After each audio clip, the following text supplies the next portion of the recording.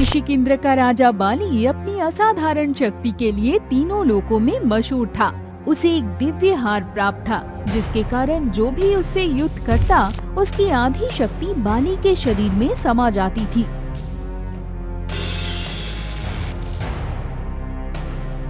इस वरदान के बल पर बाली ने अनेक राक्षसों को पराजित किया था। कहते हैं कि उसने स्वयं रावण को भी हरा दिया था।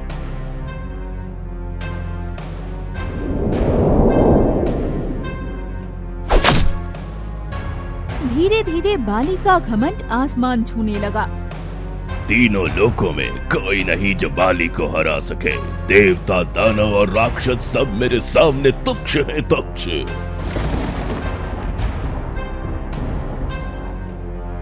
एक दिन अपनी शक्ति का प्रदर्शन करते हुए बाली एक घने वन में पहुंच गया।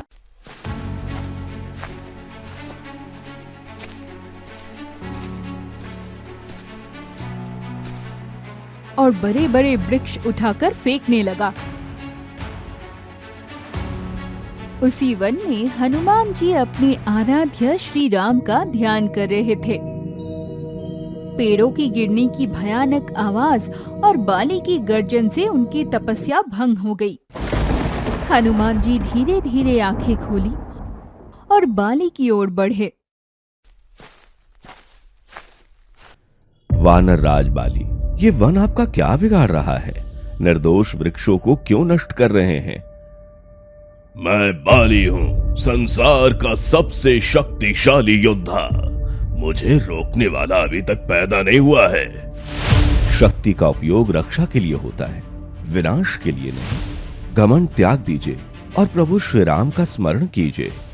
श्री राम? कौन है ये श्री राम? मैं कभी इनका नाम तो नहीं सुन पाया। प्रभु श्री राम धर्म के स्वरूप हैं। उनका नाम मात्र ही जीवन को सफल बना देता है। अगर तुम्हारे राम इतने महान है तो उन्हें बुलाओ, मैं भी देखूं कितनी शक्ति है उनमें। ये शब्द सुनकर हनुमान जी की आंखों में तेज चमक उठा।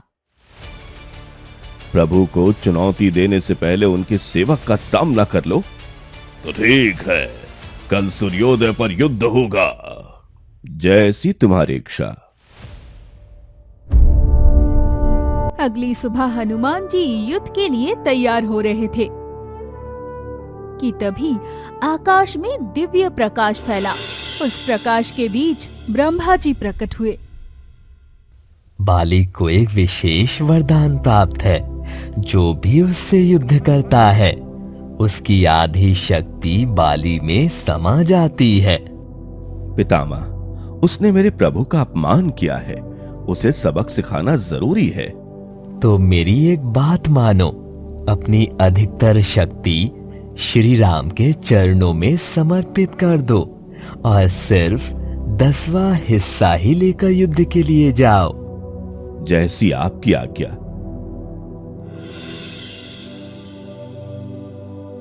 हनुमान जी ने अपनी लगभग संपूर्ण शक्ति श्री राम को समर्पित कर दी और केवल 10वां भाग लेकर युद्ध भूमि की ओर चल दिए। युद्ध भूमि में बाली गर्व से खड़ा हनुमान जी का इंतजार कर रहा था। कहाँ है वो वानर? आज उसे बाली की असली शक्ति का एहसास हो जाएगा। तभी हनुमान जी वहां पहुंचे।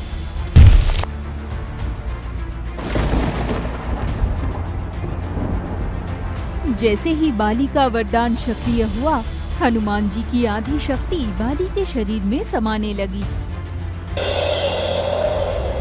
ये क्या हो रहा है? इतनी शक्ति मेरे शरीर में कैसे आ रही है? कुछ ही पलों में बाली का पूरा शरीर कांपने लगा। नहीं, ये संभव नहीं। मुझे लग रहा है मेरी नसें फट जाएंगी। तभी ब्रह्मा जी एक बार फिर प्रकट हुए।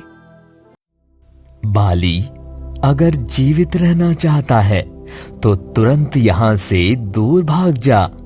लेकिन क्यों पितामह?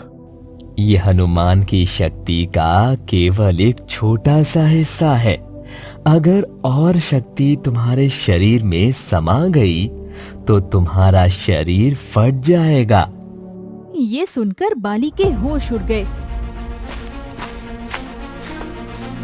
और वो पूरी गति से वहां से भाग निकला। कई योजन दूर जाने के बाद बाली रुक गया।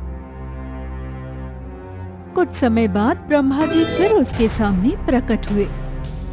पितामह, आखिर ये सब क्या था? हनुमान तुमसे युद्ध करने अपनी संपूर्ण शक्ति के साथ नहीं आए थे। क्या मतलब?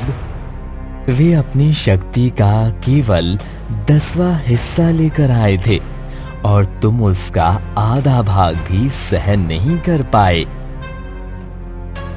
ब्रह्मा जी की बात सुनकर बाली सुन रह गया। अगर वे अपनी पूरी शक्ति के साथ आते तो तुम्हारा अस्तित्व एक पल भी नहीं टिकता। ये सुनकर बाली का घमंड चकनाचूर हो गया। बाली तुरंत हनुमान जी के पास पहुंच गया और उनके चरणों में गिर पड़ा।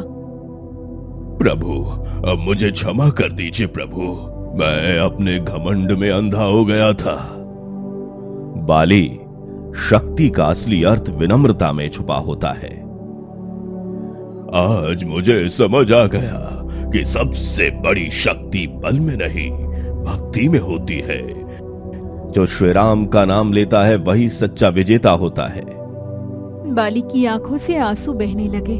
उसने हाथ जोड़कर आकाश की ओर देखा। जय जय श्री राम, जय श्री राम। उस दिन बाली ने सीखा, घमंड चाहे कितना भी बड़ा क्यों ना हो, भक्ति और विनम्रता के सामने टिक नहीं सकता। और हनुमान जी ने बिना युद्ध किए बाली का अहंकार तोड़ दिया। असली शक्ति बल में नहीं, प्रभु के प्रति समर्पण में होती है।